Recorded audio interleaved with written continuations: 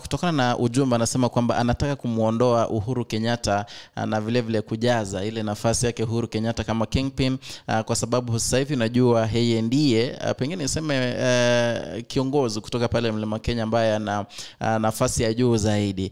In the recent weeks naibu wa rais amekuwa akizungumza na watu pale Mlima Kenya, haswa kuna wale ambao walikuwa strong ama ardent supporters wake Uhuru Kenyatta. Amekuwa akizungumza nao haswa kuwabembeleza ili kuona pengine ikiwa atakuwa ndiye kiongozi. Kutokana na mbunge wa Nyeri Town ama aliyekuwa mbunge wa Nyeri Town Ngunjiri wa Mugu, alitaja akisema kwamba Gachagua is right now the most senior leader in Mount Kenya government.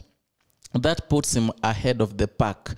Anasema kwamba hiyo inamsaidia zaidi, kwamba ameanza hajaribu kuunganisha watu Mlima Kenya ili pengine waweze kuungana na kumchagua kama kingpin. Kwa hivyo hatujui kwamba what is in his mind. Pengine 2027 it is a different case, lakini ni swala pengine la kusubiri tuone itakuwaje.